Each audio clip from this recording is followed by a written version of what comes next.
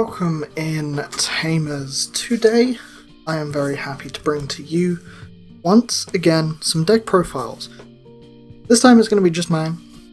It was the Salford Regionals recently, over in Manchester in the UK, of course. Your boy was there, got to meet DigiDread, got to meet Vortex, got to hang out with Elixir once again. Absolutely fun time all round, no matter what. Not only that, we did play, and of course, your boy actually took home 10th place. I wish it was 8th. I was so close to getting top 8, but unfortunately I did lose out thanks to percentages. I did end up going 5-1 with this exact MirageGaogamon deck. We're going to run through it right now, so let's slide the deck to the side and just talk about the rookies. Obviously, because Bukamon has been shot to 1, we are going to have to run some other eggs as well. I mean, you can just run the Bukamon by himself if you so want, but I'm running the 3 Wanyamon, and that is, of course, just to allow you to draw your pieces a little bit quicker. The draw 1 is nice, especially as the blue player, to have cards in hand, right? I want cards in hand, I want my opponent to have cards in hand. It is what it is. The only time you do not wish to see this Wanya draw 1 is when you're playing the mirror against another MirageGaogamon player. That is rough, but I will tell you, it saved my bum so many times, and it's great, but of course, again, we are running the 1 Bukamon. Native jamming is just broken, right? And if I'm constantly bouncing my opponent's board, stripping the sources, doing all of this fun stuff with my opponent's side of the field, I'm more than likely going to have this jamming active more often than not, let's be honest. And it did come down to it. Jamming saved me so many times. Hit swinging 12k against, what was it, another MirageGaogamon, for example, hitting a burst mode in the back. It's rough. It's real rough, but I'll tell you, that jamming is beautiful. Of course, jamming doesn't stop against options, but we'll get into that a little bit later. For this deck profile as well, before we begin, I will not be running into my thought process or my matches behind why this is really run in depth, that is. If people are interested against my matches and want to hear a little bit more of an explanation as to why this 50 cards have been chosen, let me know in the comments below and I will look into making that video, of course, for you guys. Thank you. That is basically it. Interaction. Interaction sorted, let's move on to the actual deck profile. So rookies, now people are going to hate me when I say what rookies we're running. And it's simply because we're only running 7 rookies. We're running 4 of the Gaomon, which on play, both players draw a card, with the inherit of when in effect adds a card to your opponent's hand, gain 1 memory. Beautiful, it's just Gaomon in a nutshell. Everything this deck does makes your opponent draw cards, pretty much. Love it. Now to top off the other 7, with an asterisk on it of course, we're running 3 of the Betamon from BT15. This just gives us the jamming if we don't see the Bukamon, essentially. We're never using the on-play because we're never playing out of sources. It is just a blue source that forces jamming into the stack, and is absolutely... it's just an insane card. Like, who thought, let's give native jamming on the egg? No, wait, let's then give native jamming on the level 3. But wait, no, in BT16, let's give native jamming to the level 4 that also does a lot more stuff as well. This deck is just... it's going... what? Bandai, what are you doing, my friends? But jumping into the champions, we have 4 of the Gaogamon. That is, of course, play a Thomas if you do not have one when you digivolve. That's very nice. That's come into play quite a lot of times in my matches, simply just because being able to get a Thomas down for a cost of 2 as opposed to 4 or 3, it's a lot nicer. And then the inherit, of course, if your opponent has 8 or more cards in hand, gain plus 1000 DP. Very strong because it pushes your burst mode into a 16, and if you somehow don't have jamming in the stack for whatever reason, then you're swinging 16 across a lot of things. I don't think there's like 3 cards that are 16k, right? One of them is Alphamon or Ryukin. One of them, I think, is Omnimon X Antibody, and I don't know the rest. Maybe I'll edit this and not just do a raw video, you know. Maybe I'll go and find them for myself. Thanks past me, future me, whatever, timescale me. But then to top off the 4s, we are running the other Gaomon from EX4. I realise that I say other, there's like 2 other Gaomons as well, Gaogamons. We're running the EX4 Gaogamon, which is when digivolving, return an opponent's level 3 to hand.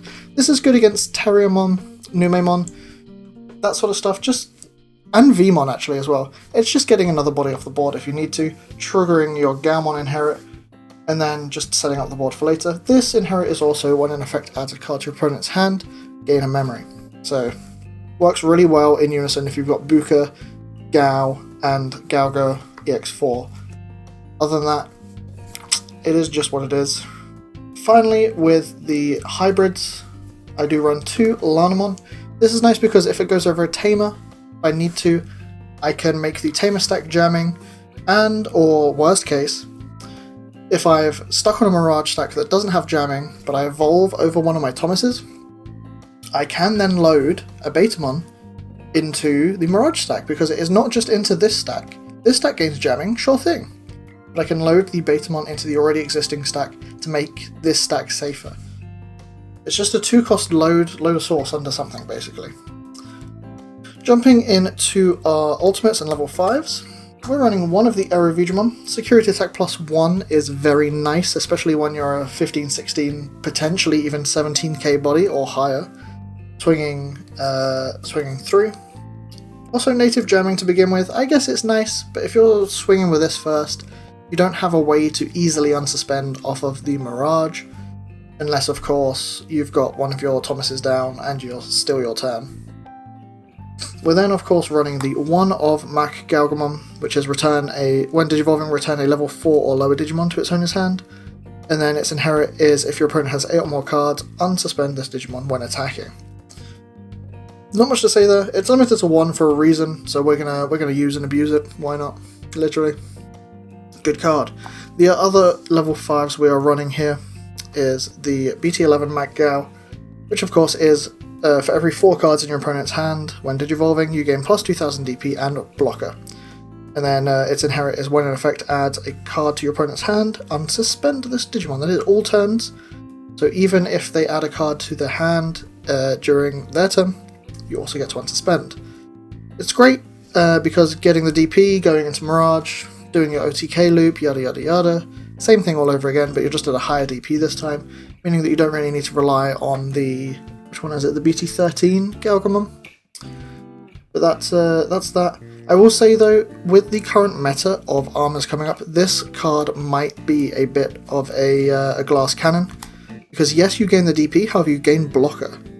And if you're swinging into armors, Bio Rocket, security effect is delete a blocker. It will kind of just stop your whole game plan unless you're somehow on the evade Mirage. But that is that. It's just very nice. It enables you to do your looping once more, a little bit longer, a little bit wider.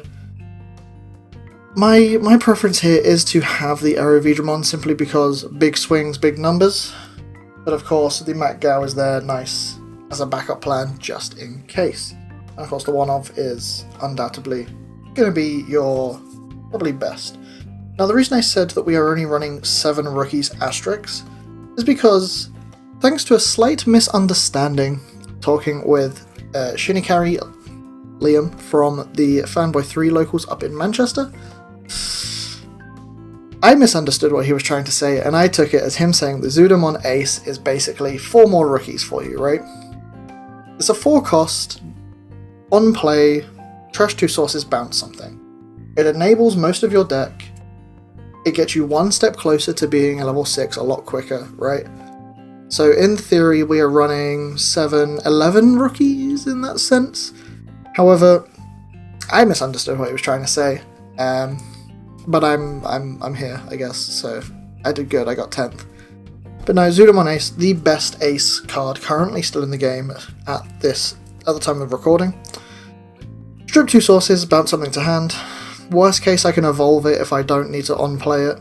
Even then, that's nice because if I have a Wanya EX4 stack, going into Zudo, I'm hopefully going to be bouncing something, gaining back 2 memory, so Zudo's coming down for 1, essentially. Absolutely insane card. Do not understand why it's not been limited, but I guess you've also got Overflow, which makes it more balanced. So, moving on to the Megas level 6s, we're running one of the Evade Mirage from BT13. When Digivolving, return one of your opponent's Tamers to hand, and then of course, when in effect adds a card to your opponent's hand, play a Thomas Norstein in my hand without paying the cost. It's very nice having the evade, don't get me wrong. However, this card doesn't really allow for much else. It is good against Terriermon, 100%. It's good against... what other decks? It's good against a Greymon deck, I guess, because they play Tamers.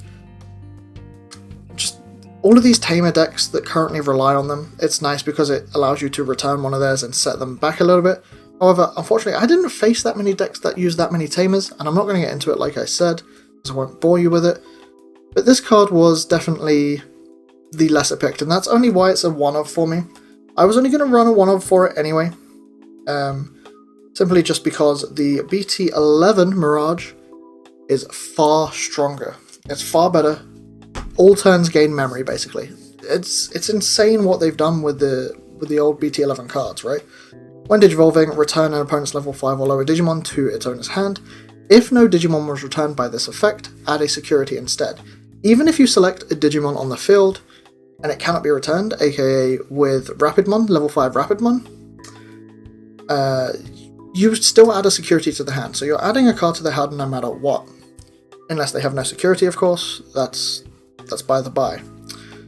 For every 4 cards in your opponent's hand, gain a memory when you add a card to their hand, or when they add a card by an effect to their hand. Broken. That's an all turns effect as well, so not only are you triggering this when you digivolve to begin with, more than likely reclaiming turn before the end of turn triggers, but during their turn, if they're forced to search, if they have to search for their pieces through memory boost, a search effect, training, all of these searching cards will trigger Mirage. Not only that, with Numemon as well, Greymon, if they unplay the Greymon, yes, it's optional for them to drop 1, draw 2. But if they draw those 2, trigger. We take that all day, every day. On top of that, again, with the Gao stack and the Gao from EX4, you're aiming for your opponent to have 8 cards in hand at all times, right? Pretty much, because that turns on the rest of your deck. But so you're beginning 1 memory and 1 memory. That makes your Mirage 0 cost. And if you're running trainings, you're going +2 on that evolution. How? This is why this deck is a problem. It should not be allowed to do this. To top it all off, of course, we've got the 3 burst modes coming through. The level 7 MirageGaogamon burst mode.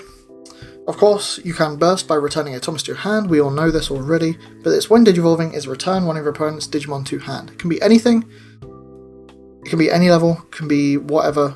It's got no level requirements or any requirements, right? It's just return a Digimon.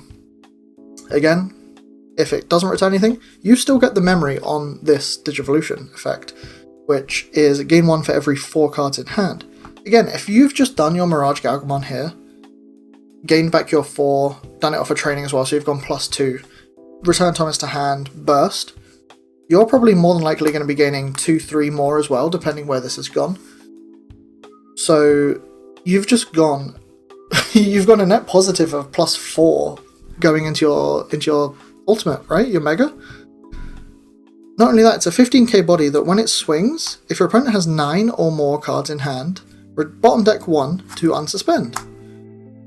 Combine that with everything that already goes on with this deck and adding cards to hand, it's insane how much utility this deck has. Not only that, but this Thomas, this 4-drop Thomas here, of course, we're getting into the Tamers now, forces both players to draw a card. So not only that is, can you swing with this? They have 9, bottom deck 1, go again.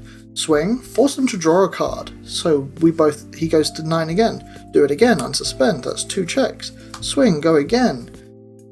That's 3. If you're doing that with Erevi, that's game. Pretty much. If you've already burnt a security with the Mirage, right? Not only that, but even if it's not game off of that, you're at what, 5 memory I said?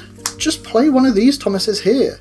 3-drop Thomas. Yes, I draw a card, so if you're in the mirror, it's a little bit rough.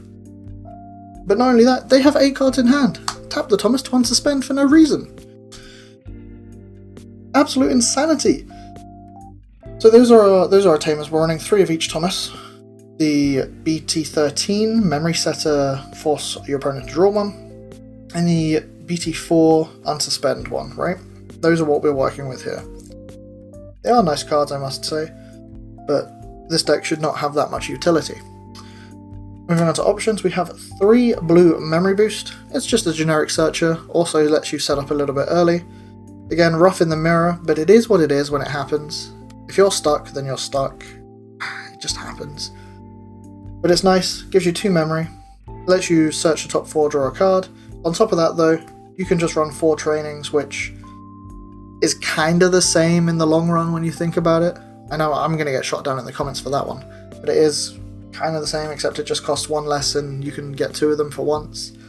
But whatever. It's far better. It is far better. Making a level 4 evolution 0, making a Zudomon what could be a +2 memory evolution, +1 evolution, is insane. Now, I'm just going to say that we are running the 1 Ice Wall now. I mean, in this current meta, Ice Wall can probably get swapped out for another memory boost, but it's nice nonetheless. It forces your opponent to slow the attacks, slow the roll, and of course it scams 2 memory if it is in security and your opponent hits it. Now, the reason I hesitated on this other card here, the 2 of Full Moon Meteor Impact, is because, once again, Shinikari Liam, I don't know, it's been gone, so I'm sure he's happy for me to probably share it.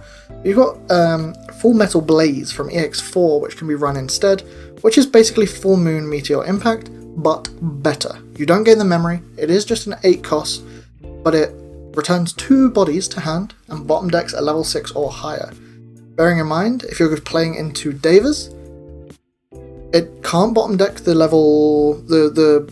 Davers, but it can then spin a Fanglong. Getting all my levels confused here. A Fanglong. It can spin a Fanglong. Additionally, with Numemon, it's a lot worse as well. If they've somehow Venused you, you just Full Metal Blaze, I believe that's the name of the card, get rid of 2 Numemons on board, right?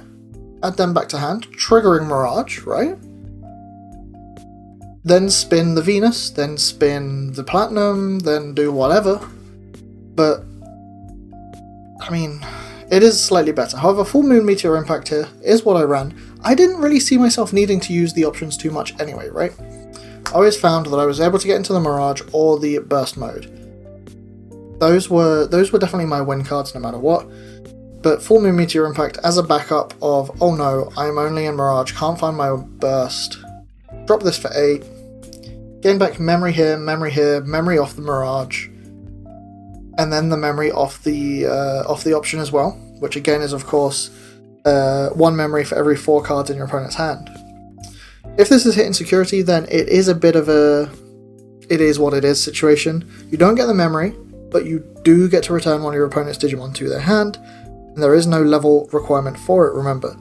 So even though you can play this straight into Fanglong as is, I mean, hitting it in security is rough, but it's still also a great utility. And this is pretty much the deck. Let me know again in the comments if you want me to run through my matches. More than happy to do so. I can give a quick recap on how it all went. I can also give a little bit more of an in-depth breakdown, probably using the Hoang simulator now that it's out. Because this is all BT15 still, of course. But you know what? I'm looking forward to BT16. The next regional is in, oh boy, 2 and a bit weeks. Be prepared for X antibodies. Thanks for watching.